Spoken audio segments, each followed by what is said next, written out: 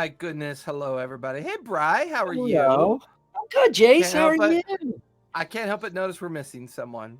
Would you care to Yes, explain? unfortunately, Barrybot will not be joining us tonight because her internet went out because, well, I don't know why. Probably because California's on fire and has no electricity.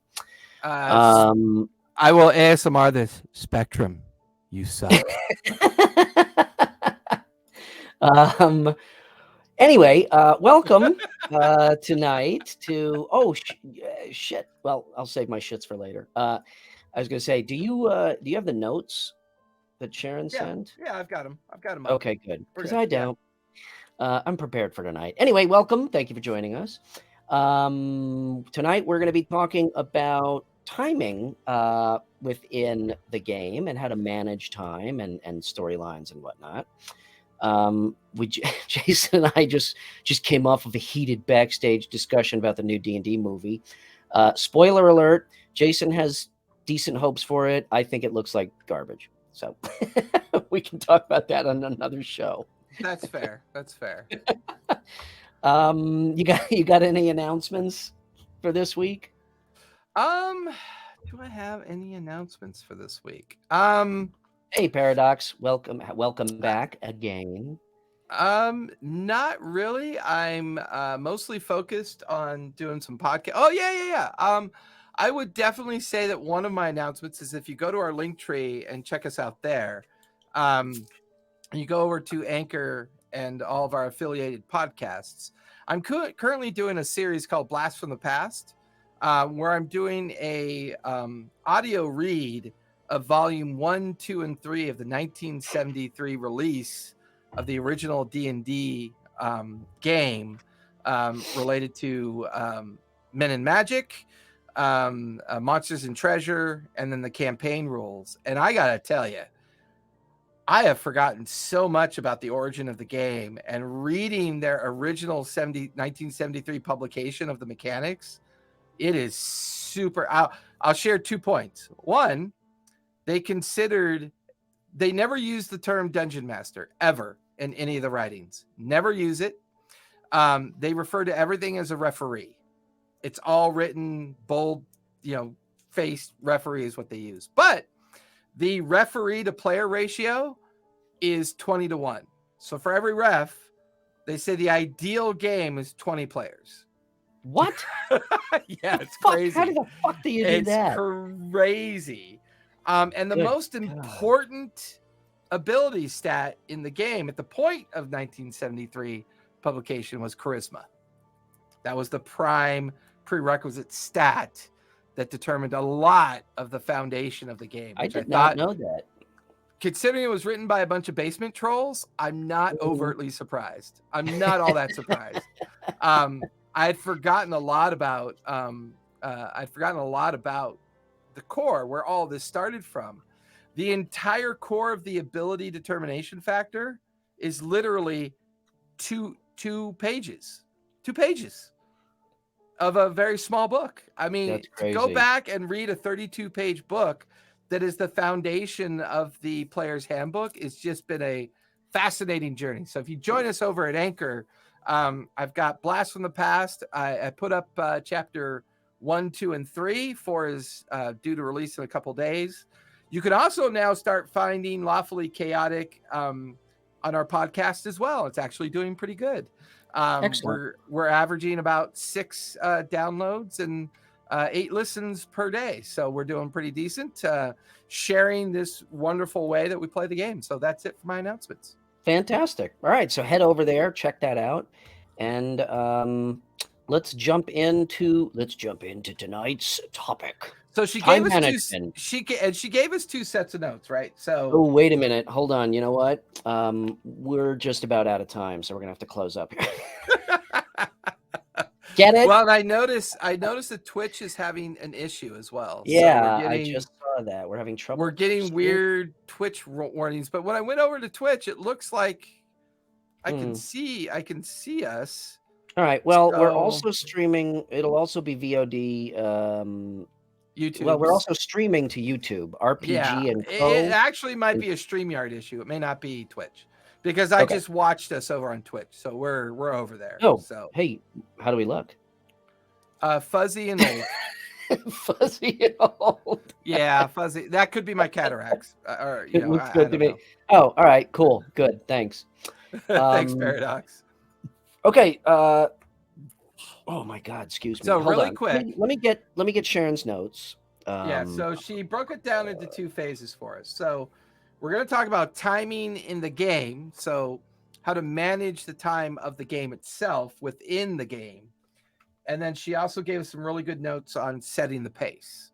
Um, so I think I think what I would like to start with is timing within the game itself, because you have in-game timing and real life timing that have to coexist to a certain degree, Yes. because if you don't know how to manage those two things, you're gonna go fucking bonkers. You're gonna go crazy. So To my me, and to me, I feel like that's the closest thing you get to burnout, is when time management just destroys you. Yes. Yeah. If So that my makes sense. biggest it does. It absolutely does, because I would say probably my biggest challenge as a DM is time management. I run a 3-hour session, and it's at night, so it's hard to go longer if need be. And there are just times where, it's too far from the end of the session to just call it quits, but it's like it's 40 minutes till the end of the session, and oh, guess what? We need to roll initiative. And I hate stopping in the middle of a combat. I've done it before, Yeah. but I really, really try to avoid it. So that's probably my biggest challenge is timing the pace of the game to account for that. And then kind of along those same lines is one shots. I find it extremely difficult because I guess I tend to get overzealous with the story I'm trying to tell in a one shot. Yeah. There are some people that are really good at one shots, telling a very succinct story.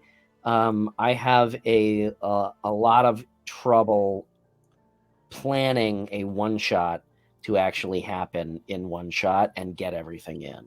Um, Well, and I think that's what's really interesting about the breakdown of the notes, right? Because we have the timing in the game mhm. and setting the pace. And I think those two have to coexist. If Yeah, you struggle at setting the pace, your timing is going to go off. You're just going to feel like you're all over the place. You're scattered. You're leaving your players kind of like hung up in situations that don't make a lot of sense. You make it a lot harder for your note aggregation, because timing and pace could be so kind of blown up around you. When you come back into the next session the following week, you're like, holy shit, where'd we leave off?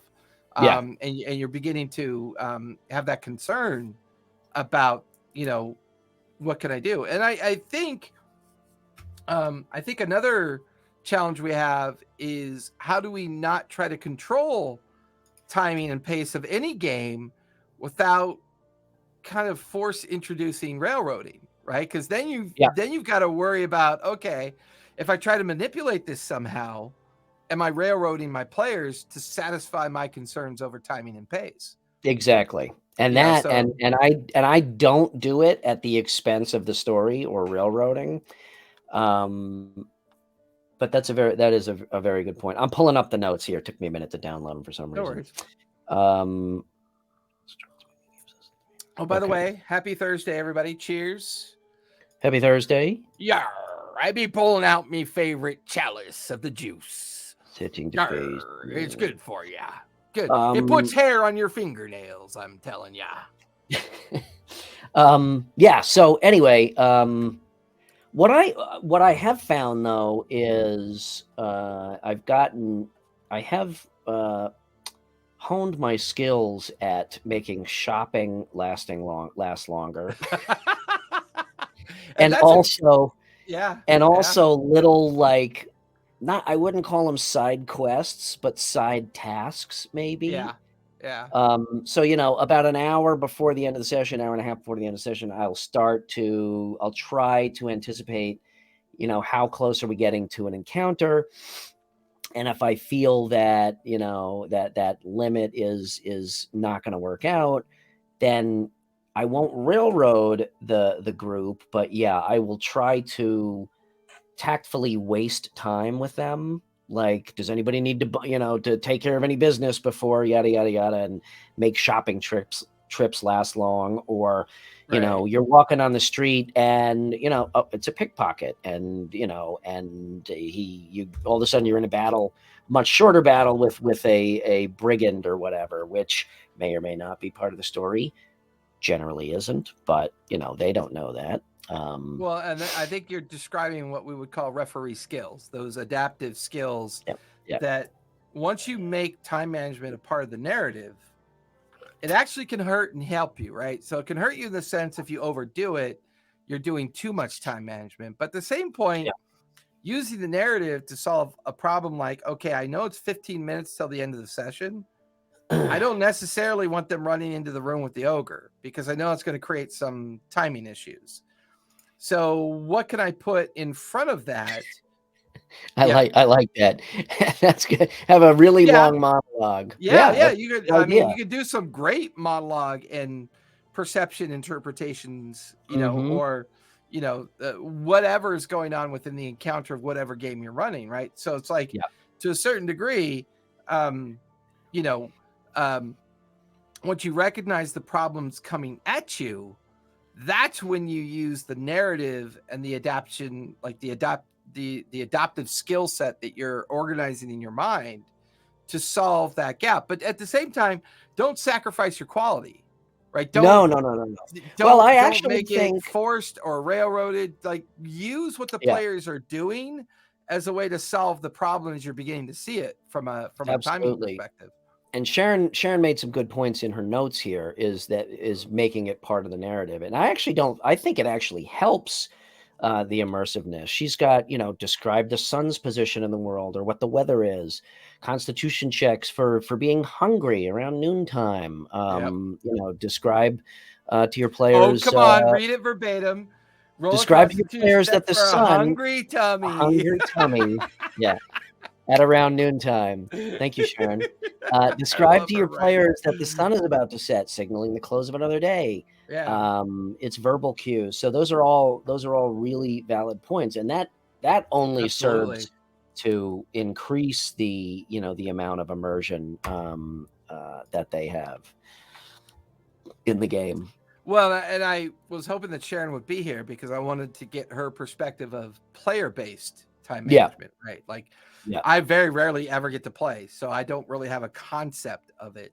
I know And you've been in I'm my actually not one to comment on that, because when most of the time when I do play, we get together once every month and a half, and yeah. we go for 8 hours. So by 8 hours, it's like, okay, we're done. Well, and I'm Three a hour bit jaded because session. I play 11 times a week. Yeah.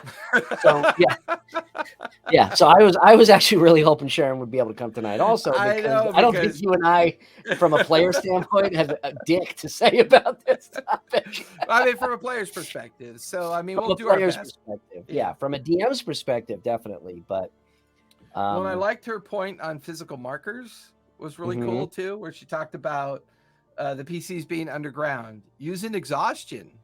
I Yeah. think I don't think exhaustion's used enough. I use it a lot, but when I watch a lot of people play, and when I Mhm. like, I'll drop in for an hour and listen to the different groups that are playing from time to time. I really don't think exhaustion's used very well. I I w think it could be used for a much more progressive way of Yeah. time management. I actually agree. That's a very good point. I've never thought of that. I guess I've kinda always known that in the back of my head, but I've never actually thought about it. But I agree, because exhaustion is somewhat forgiving in the first 1 or 2 levels, especially the first level. Right. So it is a very easy tool that can be used, that kind of sneaks up on you by the time you get to level 3 or level 4 exhaustion. You're like, "Oh, fuck. This is really fucking me up." I did have a player get to level 4 one time. Really? Yeah. I've never Because had anybody get past level 2. they were a barbarian and they were Ah, pushing and yeah. pushing and pushing and pushing. So I think some classes Mhm. kind of lean towards that eventual outcome of a lot of exhaustion because it's the way that the class is kind of linked into its exposure as a potential weakness. Mm-hmm. if you overdo it, over push, over kind of do those things that could put you in an exhaustive state. But I I like exhaustion as a tool. It's a good tool for time management. Yeah, that's actually Because if the whole team has got a point of exhaustion, they're more inclined to take a long rest. And therefore their narrative is becoming more inclined around the idea of, hey, can we find a place to camp, or do we see yeah, an inn, or do we see a place to rest? And that's a very good point. let's clear out this dungeon room and bar the door and set up a camp and get our energy back. And so yeah, I'm a fan of exhaustion. I know a lot of the social media has a very kind of like unique viewpoint on the purpose of exhaustion, both from a mechanic perspective versus a narrative perspective. But I like Mm-hmm. using it. It's a fun management tool. I think I may have to start using that. I agree. It's a very good point. And I see narrative being more of a narrative to. Did I say narrative? No, I see exhaustion. Man, I'm exhausted. I'm tired. I It's see it Thursday, baby. It's yeah. I see it Thursday. as almost more of a narrative tool than a mechanics tool, Mm-hmm. to be honest. Me too. Because I mean, the only thing most players ever touch first level of exhaustion, and really, That's it's my kind of point. like, yeah. I mean, it Well, gives and it the enough of an edge lordness to kind of, yeah. give the players some creative narrative The to how to reality resolve it. the reality is go, go, go, fight, fight, fight. Okay, now we're gonna long rest only because we're either low on hit points or low on spell slots. You Yes. know, and you know me, I like an element of realism in the game. So the fact that even though you're heroes, these are heroes, so it's not like your innkeeper or your peasant going out and fighting. But it catches up to you. I like the idea that the exhaustion builds up. I may have to homebrew some rules on how to apply exhaustion, not change the rule, but how to utilize it more. Well, but also I think exhaustion gives players an opportunity to be super narrative about what they're trying to Yeah, accomplish. yeah, There's very few times that you can display a very specific outcome of an effect that at the level 1 level really impacts two of their main kind of mechanics. Like, hmm once you start doing things with disadvantage and you have advantage on something, you're doing regular rolls. And once you start rolling true raw disadvantage and you're in the middle of a lore dump, you're suddenly hmm like, fuck, why didn't I take that long rest before hmm I jumped into this, part of the session? So yeah, it slows the pace down a little bit. It gives everybody that little buffer to yeah, kind of say, oh, well, half our party's exhausted. Maybe we should do something other than what we're about to do. yeah. That's a good tool to slow things down. And that's interesting that you say that. The way you put that is, I think the time issue is not. It never feels like things need to speed up because you can't rush it. It always feels Mm, like it always feels like to adjust the pace, you've got to slow down a little bit, you know? mm. So that's an interesting it's an interesting take on that tool. What So else have we got? she put in a section about timed missions. Timed missions. Okay, Yeah. so this can happen when a party needs to stop a plot, save an NPC, or acquire an item that can only be obtained at a certain time. So yeah, these add a sense of urgency. Um, Yeah, most it's a good players point. will arrive. I apologize. I'm reading Sharon's notes here. With most encounters, players will arrive just in time, despite searching every room. You'll need to be very clear when time plays a part of an encounter. If you do make it clear that time is a factor, the players will feel cheated. Kind of good point. Yeah. I mean, and once again, it's avoiding those railroad kind of mistakes. Like hmm you never want to feel like you're pushing people to do anything. And which is like, there's sometimes at the end or near an end or at the end of a session, I'll keep the players around and go, okay, this is why we stopped a few minutes early. And I'll explain to them why we stopped a few minutes early. And I'll say, I didn't hmm feel comfortable with us starting initiative. I felt like let's use the 5 minutes to talk about the game or the session or questions about your characters or our schedule for the next couple weeks. Because I didn't have admitting you didn't have a good stopping point really helps the players feel good about the fact that even the person running the game to a certain degree is not always going to be in a perfect situation. Absolutely. It alleviates that stress, that presumption of, perfection and all the shit that comes with it. So I think sometimes transparency during the end of a timed mission could be, hey, you're in the middle of the corridor, you're about to go through a door where a lot of big bads might be. I kind of feel like now's a good time to stop. I know we're stopping a few minutes early, but let's talk about something else to kind of help us with our overall session that we're in. Right. And I know a lot of players and DMs could be a little bit skeptical about that because, I time everything to 3 hours. Everything I run is within a 3-hour window. And I do that with all my games because 3 hours to me is that sweet spot. That is, for me, what makes sense. Yeah. Other than the game with my OG buddies, right. those, like, where you might run a 5, 6, 7 hour right, game.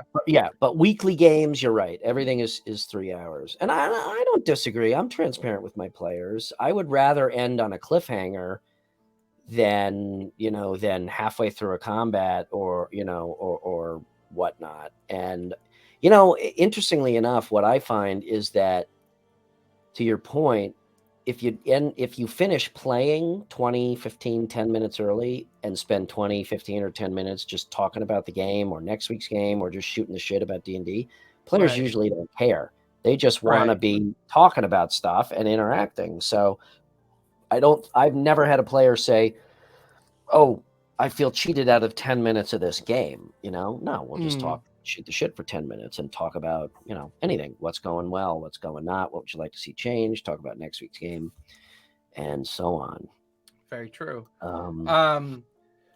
Another good finish to a session that Barry brings up, the dice, and how the dice could set the tone for the next session.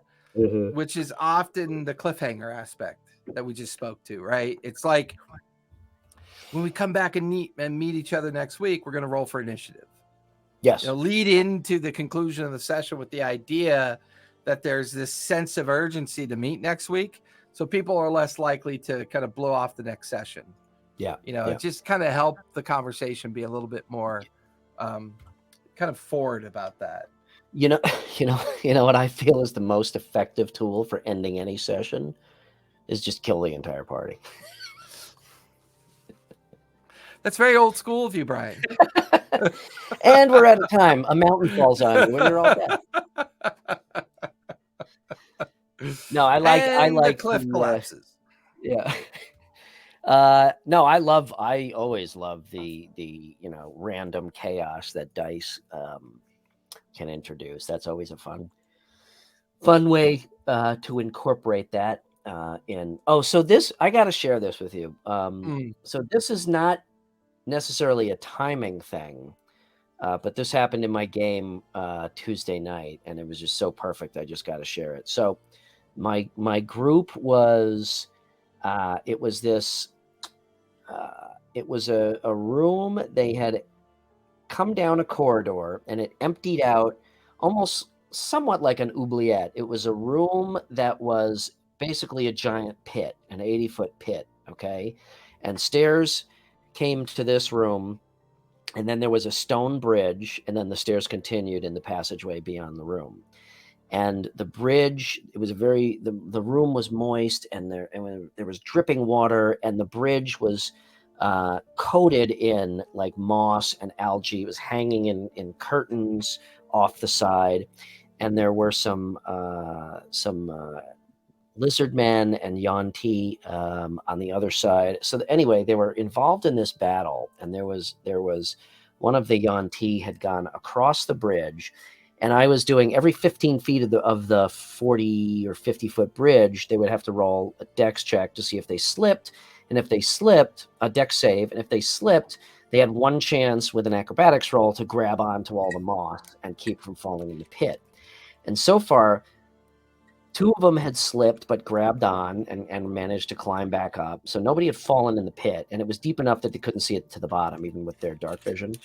So one of my players was on the far side of the room that they came in from. Everybody else had already moved across the bridge, just like right at the edge of the opening into the room before he actually stepped on the bridge. So he hadn't been on the moss yet. And this Yuan-Ti snake guy had come up, and my player had said, okay, I want to do basically I just want to kind of charge / grapple him and just try to throw him into the pit. So I said, okay, contested strength check. He rolled a 1 and I rolled a 20. So I said, that's a pretty obvious outcome. So I said, okay, given this, there's no saves or nothing. He reversed it, picks you up, and throws you down the pit. But it was one of those just beautiful times where the dice just like, made the moment. I'm like, oh my God. It's one thing when one of you gets a crit fail or a critical success, but in a contested roll, a 1 versus a 20, it was just beautiful. It was awesome. Well, and I think that brings up a nothing really to do good with timing, but no, actually it does, because what we've mostly been focused on is the idea of the game session timing, the pace, using some of the tools to kind of manage the game as an overall kind of like perspective of when are we meeting, when should sessions end, how many hours should we run. To a certain degree, what you just transitioned to is perfect, which is managing the time of the game itself, like within the narrative mechanics of the game, like turns, rounds, making sure that all the players have equal time to respond and interact with the particular situation that's arising. That to me, that's the other half of the game. You've got 5 players, you're sitting at the table for 3 hours, and the narrative kicks off. And as the narrative kicks off, you're like, okay, great. What am I doing to make sure that they know it's mid-morning? Therefore, it's helping them understand what they may be available to do. It's kind of like when you describe to the players, it's late at night. And the first thing one of the players says, oh, cool, I want to go find an alchemy shop. It's late at night. They're all closed. Nobody's open. Yeah. Right. And it's okay to manage the time that way by saying, look, morning, early morning, mid-morning, afternoon, mid-afternoon, late afternoon, evening, early evening, mid-evening, late evening. I don't really use times because I don't want to lock us into like these kind of, kind of modern aspects of time. Because lots of different games use time interpretation differently, depending on the mechanics construct of their game. But I think when you use those kind of vernaculars within the narrative of the session, you begin to realize, okay, as a referee, I'm stating that it's mid-morning. So that at least makes it able for the players to go, okay, I know it's mid-morning. So in mid-morning conditions, what can I really do? What I know it's daylight out. Most shops should be open. The crowds are going to be busy. A lot of daytime activity are going on. So by just merely stating that it's mid-morning, that simple sentence provides the players with 20 different possibilities. Yeah. Right. And then that creativity that they feed back towards you will help hopefully guide the narrative based on what they're doing. So with that, I will use an example of my Wednesday afternoon group, which is from 3 to 6, Adventures in Waterdeep. They literally, time and time again, on most occasions, have split the party 4 ways. Wow. Where 3 of them are going off to do one thing, and then 2 of them are going off to do another thing. Okay. And that introduces the challenge for the ref, where the GM, DM, or referee or storyteller is like, okay, I now have 4 separate narratives going on. That's So basically the rest of the session right there. so you're like, and that's when you have to use skills like, you spend 5 minutes with one player and summarize, organize, and detail. And you say, okay, cool. That's what you're doing right now. It's going to take a little bit of time for you to accomplish that.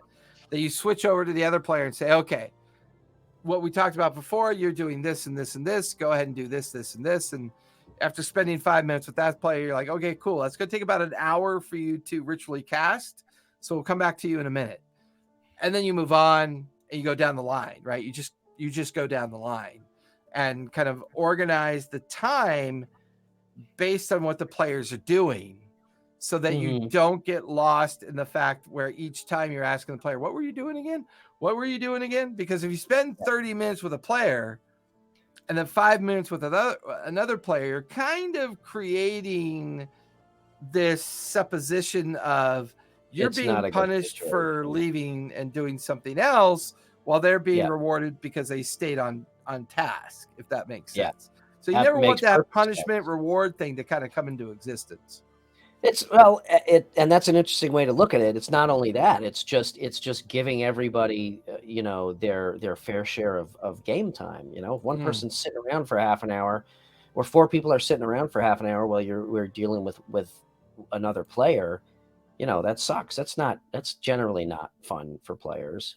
By the way, Gary, thanks for joining us. I didn't see your previous comment there about the exhaustion, which basically summed it up. Right. Yeah. Where were we? Oh yeah, pace and not forgetting the merit. What? Well, and Sharon did a good job of breaking down the notes. She talked about the idea of the introduction, the middle, and the conclusion of the session itself, the pace, right? So you have the acts, the act 1, act 2, act 3, and how you can, like for act 1, introduction to characters, settings, and plot. She talks about when characters decide to make a change, that's when they embark on a journey in your campaign. So once you are using time management within the meta aspect of the game, where it's all the activity outside of it that's going on, schedules, session time, showing up. Oh, absolutely. I use that method a lot. I use that a lot. Definitely. Yeah. But I do it in such a way that they don't realize it's happening. Because I really don't want them to feel like I'm like, pushing you back. Oh yeah, definitely. I will never run encounters in parallel. That's ridiculous. Oh, I have a dirty secret about that. Hey, Gary opened a can of worms. Now I want to hear what Jason I have run 3 encounters at once before. Jesus, are you serious? Yeah, I've done that before. Yes, it did. Shadowrun did teach us. We used to pull that shit all the time. Well, it was kind of baked into the game because if you're familiar with Shadowrun, it's basically D&D, modern sci-fi D&D meets Matrix, and your rigger. Was it the rigger? No, that was the driver. Your net runner. Oh my god, I forgot what they called it. Gary, what was the hacker called? But anyway, you were in the Matrix. Okay, Decker. Right, the Decker was in the Matrix. Okay, like taking care of the security systems and the guy behind the chair basically, and everybody else is in the real world. So that was a major kind of flaw in the mechanics, whereby it forced you to split the group, and it did not always work out very well in that regard. Absolutely. And you bring up a good point, right? So if you pace a series of encounters that have to happen, I mean, how do you do it? I mean, let's be honest. I mean, how do you manage the time of 3 distinct encounters going on? It's not easy, right? Because it makes my brain hurt just thinking about it. I mean, it would be an interesting Well, you've done it, so it's not really an experiment for you, but it would be interesting to. How do you fucking do that with just the physical maps and shit? How do you do that? Yeah, I mean, my most recent I think it was my Monday game, Worlds Apart. The encounter group got split in two. Okay. So one group was fighting up inside the house while the other group was fighting out in the streets. Right. So that's a very common encounter split. Like, I feel like that could be easily something that you run into. Yeah, okay, but that's I would argue that's still the same encounter. Not really, because you have to manage it as two separate realities within the same circumstance of outcome, right? So they're still playing off of each other, but they're both in. I had one map for inside the house and I had one map for the street. So once you physically bifurcate the reality of it, it becomes separate encounters. Now, to my point about running 3 encounters, it was actually a group of 21 or 20 players split into 3 groups of, I think it was 6, 6, and 8. And they literally were in different ends of the campaign. And it was 3 separate encounters that I was having to balance. But at the same time, the pace of running those encounters, the pace of running those encounters wasn't really all that difficult, in the sense that the mechanical framework of the behavior of each encounter was exactly the same. Therefore, the only thing that you had to adjust for is the amount of time each player was taking to resolve their particular situation. Yeah, you're right. I mean, whether everybody's in the same encounter or different encounters, it's still turn. I get that. Right. So to a certain degree, you could use a lot of the base foundation of the management of time to solve the most common equation. And therefore, the energy it takes to solve the more complex portion of the equation, you're able to focus on, because the simple is taken care of. It's more about the junior DMs that avoid it purposely and therefore create very unique kind of outcomes that might be difficult. That's fair. So, okay. So given that we're on the topic of encounters specifically, how about actually the time of encounters? I know a lot of DMs struggle, or players, or both. And Gary and Matt will call me out on this. I know it, but for taking too long on my turn. Fuck you guys. Now you're getting into the 20-minute turn player is what you're getting into. Exactly. Yeah. Like, as a DM, how do you manage, or do you? I don't, as a DM, I don't like to put time constraints on players' turns, especially at least in my paid games, okay? Because people are paying for that, and I have one player in one of my games who, I mean, he makes me want to blow my brains out sometimes. And that's how you avoid burnout, as you talk about it. You do. Yeah. So I guess my question is, as a DM, do you put time constraints on a player's turn? I guess in a way, it would add to the realism. It's like, okay, you're taking too long, so you forfeit your turn, because your character's literally standing there, agog, trying to figure out what the hell to do. Well, I think Ugrun makes a good point to the antithesis of your point, which is, the kind of like knowledge level of the table may help you solve that problem. Another trick that I use that really helps solve the problem is during the 0 session, throwing erasers at people. is talk about acceptable metagaming. Oh, that's if you talk about acceptable metagaming, it's really easy for the table to come alive and say, you may not want to do that because of this, but you could kind of even turn the metagaming into kind of a joke a little bit. And therefore the levity of it could kind of like make it easier to resolve. But the 0 session can also be used to say, look, let's be empathetic and realize that we're all playing this game together, Mhm. 20-minute hesitations just aren't going to be feasible for the immersion effect. Yeah, So and I let's think talk about how we Twisted can has a help each good other solve that problem.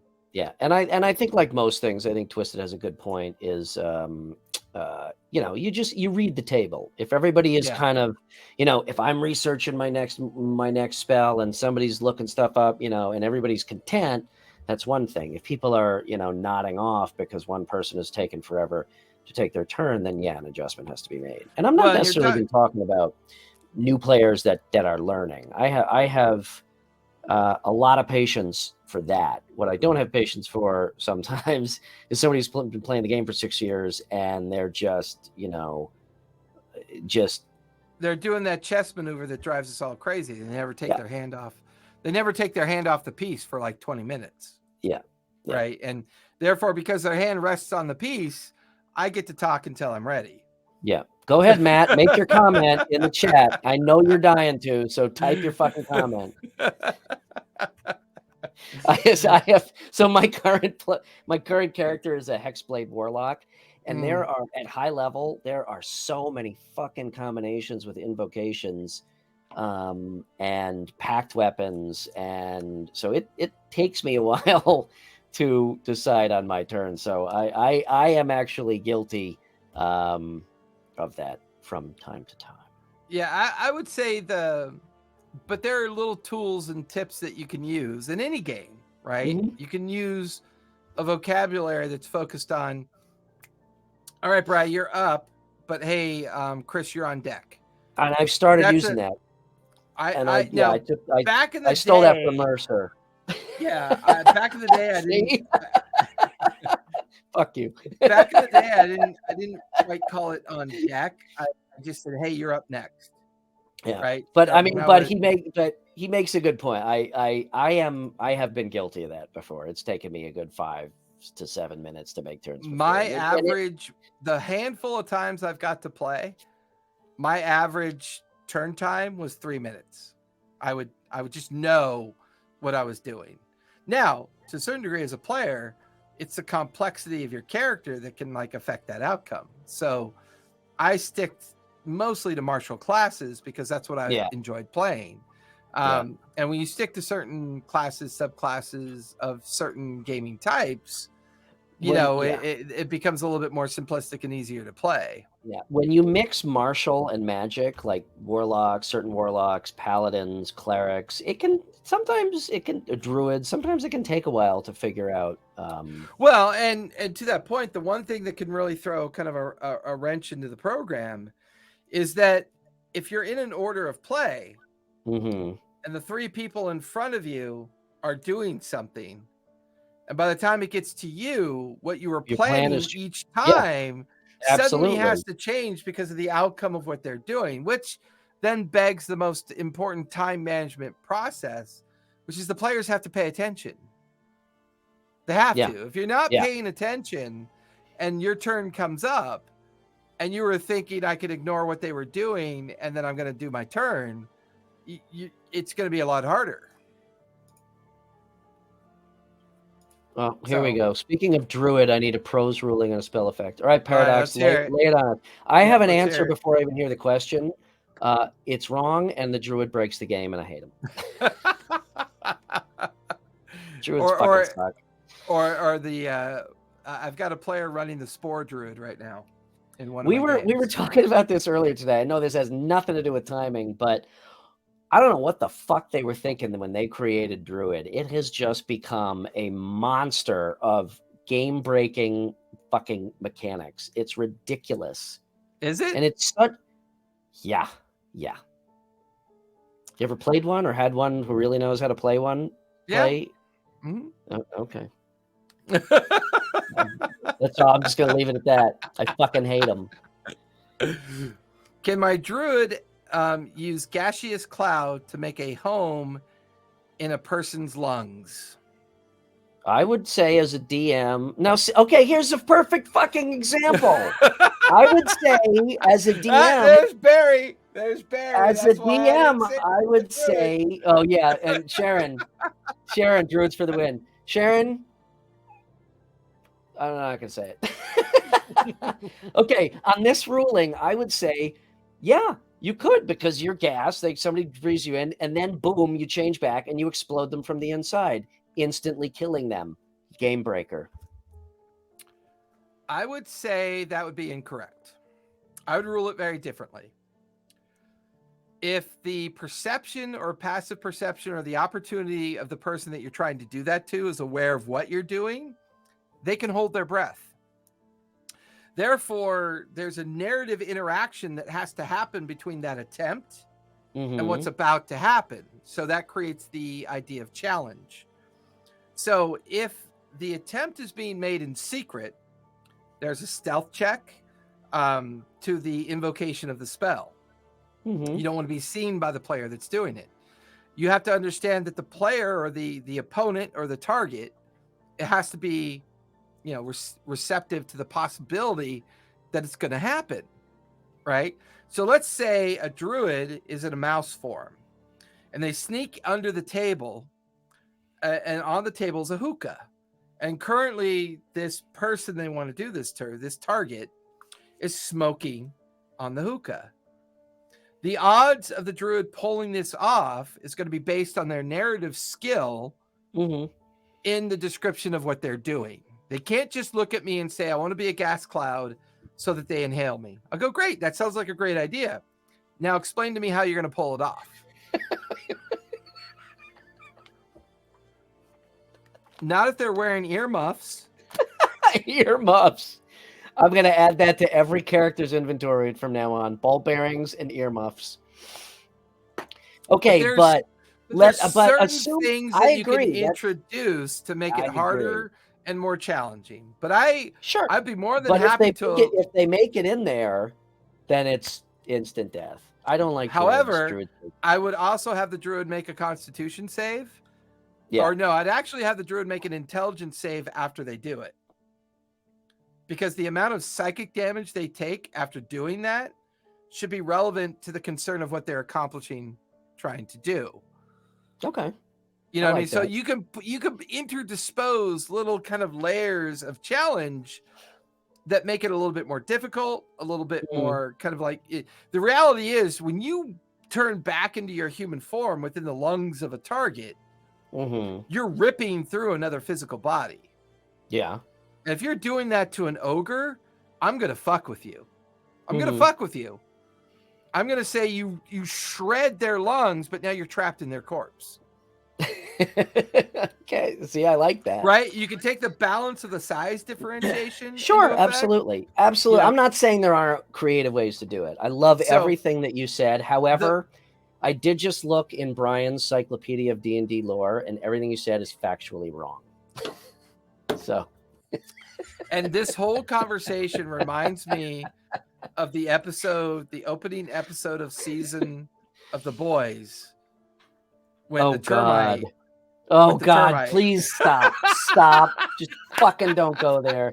I almost stopped watching after that, but I finished only because I was invested in it. But yeah, exactly. Right? It begs the question. It's a valid question, right? It's kind of like when we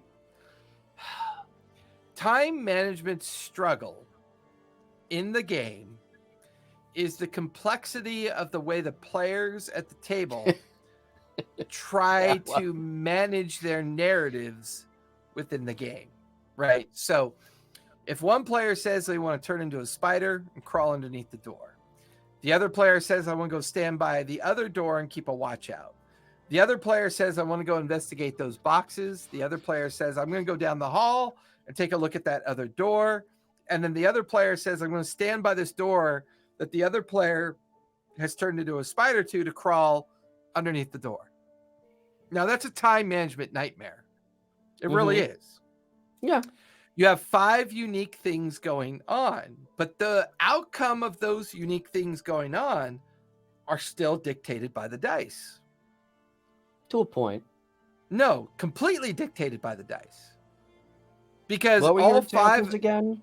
So you have one player that turns into a spider to check out the room by crawling underneath the door. Okay. You have one player that is keeping a watch out by the door that they came through.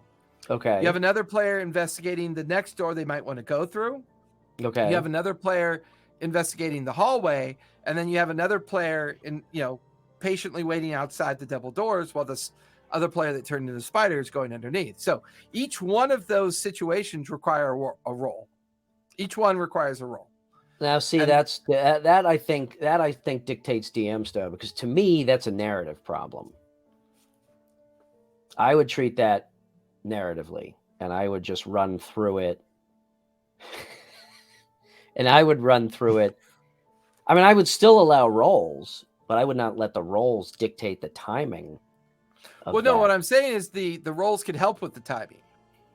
So let's say that the person watching the door gets a 12 on perception. Let's say the person investigating the other door gets a 21. Let's say the other person, so those rolls could really help you manage the timing more effectively, because you can tell the one person, all right, you're looking out the little eye hole of the door. You don't see anybody. As far as you can tell, looks safe. And you can tell the other person that's investigating the door down the hall, it's locked. And you notice a sigil or glyph that tells you that it has a magical word on it. So you can use those individual outcomes to slow the pace down or possibly expedite the pace, because one of those rolls could create such an urgency that the pace of everybody else's outcome is based on the pace of that urgency. Well, the reason that I say that's a narrative problem is because I think you're forgetting the number one rule of being a DM, which is you could do whatever the fuck you want to do as long as you're sly about it and the players have no clue that you're adjusting on the fly. So back in my day, when I was a DM, I put open flames to the feet of my players because they weren't doing what I wanted them to do. Sure. 1975. What the fuck are you calling? Okay, whatever. Whatever. I'm gonna punish my players for all the things they're about to do before they You've got just as much white hair as I do. In fact, well, more, because I don't have any hair. But let's compare. Yeah. That's white and pink. Thank you very much. White and pink. We could both get into the old. I always. No, what I'm saying is reality that white people aren't white. We're pink. We're the other long pork. When it's what's good for dinner. No, I'm saying that's full circle. That is back to referee or DM skills of adjusting the timing in that particular situation, and it's almost like a sound mixing board. You adjust what you need to make that narrative work, and that's why in a situation like that, I don't necessarily rely completely on the dice. I'll use the dice to help me, as you said. To help me make those decisions. But if one, if the pace of one of those actions needs to be adjusted, as long as you're smooth about it, how you do it, the players should never know that you should always have a game face on, in my opinion, as a DM. And I'm not saying you need to know every rule and all that. That absolutely not. I mean, there are plenty of times I ask players, what is that rule? Because I don't fucking remember. I'm talking about the narrative. You should always have a game face on, right? If you can put forth a narrative that always seems to be on track, okay, and if you can make adjustments quick enough, then I think that is what really keeps the pace of the game going. So again, it comes back to making those adjustments on the fly. What Gary say? What about the other? Oh, well, I love that. That's awesome, because then it really is like, then you really do set a clock and you're like, okay, you guys set out at 10 a.m. Well, what do you do? Basically, that statement is creating urgency. So once you create a kind of like a little pin in the session where urgency has been introduced, the majority of players pick up on that urgency and they usually run with it. Now, the creative outcome of that urgency is, well, what do they do about it? Right? Like, what do they do about the urgency?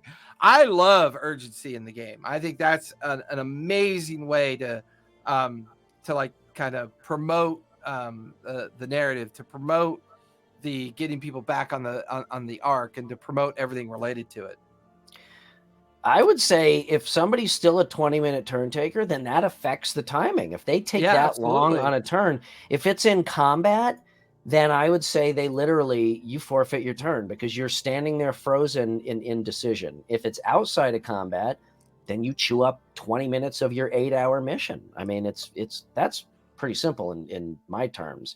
And to your point, Jason, that should impose a level of urgency on your players to not take 20 minutes for their turns. Well, And I also agree with a previous comment that Matt made about, let me find it here. Hold on. I mean, sometimes rushing through, it makes imperfect decisions, which I agree. They can be fun as hell, Well, I think sense of urgency is always a really good time management tool, in the sense that it could create an opportunity for the table to get a little bit closer to each other. Mm-hmm. I got to be honest. Someone who takes a lot of time to resolve something has already issued a lot of red flags somewhere else. They've already kind of exhibited kind of tendencies and activities that should have already been kind of addressed and guided through up to this point. Now, when they become the 20-minute Are you talking about at the table or in other in aspects general of their life? Well, depending on your relationship with the person, absolutely red flags. Oh, I right? hope Callista's not watching this. So, I hope she is, because she is definitely a fucking time waster, an absolute fucking time waster. I've got another great friend of mine. Wait, I'm listening for the scream at the other side of your room. I have another individual in my life who's the most amazing person in the world. Yeah. But that motherfucker in math. Mm-hmm. So like I always hope he misses the target, because then I get so to he move doesn't on. have. As soon as he hits that fucking target, he's Uh-huh. fucking silent. He's just quiet, and he's doing math. Okay. Yeah, watching people think is excruciating. You could hear their shoes come off as they're counting toes. And like 2 minutes later, he's like, I do 48 points of damage. Okay. And I'm like this. I mean, I'm the first one asleep waiting for this motherfucker to finish what he's doing. And Cesare knows who I'm talking about. EMP Studios. Hey, Ches. Thanks for coming and hanging out with us. What's up, Ches? He knows exactly what I'm talking about. And Ches is not immune to the problem, because Ches is an amazingly creative role-playing player. I know that when he gets super descriptive about what he wants to do, mm-hmm. he describes 25 actions in his attempt, right? So a lot of DMs look at that and go, well, isn't that annoying? When I love narrative players.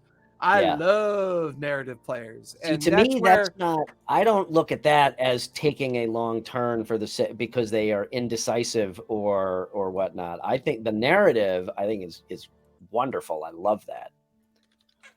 Well, I think so here's the biggest way to solve your time management problem when it comes to a combat encounter. And I use this all the time. I've been using it for years, for decades. And that is, I look at the players and I go, look, if you're having a hard time communicating to me what you want to do from the mechanics of your character, just spend a minute, describe to me what you want to do. Just tell it to me in a narrative perspective. Just go, hey, storyteller, this is what I want to do. How do I do it? It is okay to do that, because that minute-long kind of like explanation can turn into a 5-second result. Therefore, no one feels slowed down. The person still feels fulfilled, and the opportunity was given, and we move on to the next player. So I think it's okay to just look at the players and go, look, it's sometimes very hard to look at your character, look at the way it's built, what you're trying to form in your mind, and try to figure out what you want to say to me. I understand that completely. So when you find yourself in a situation that's feeling overwhelming, stop what you're doing, look at me and go, this is what I'd like to do. And almost all of your time management problems can be solved by that because you're getting a very clear vision from the player. Mm-hmm. And it's going to be expressed to you in such a way that you can then begin to calculate what they have to do. And you can go, okay, that first part sounds like a bonus action.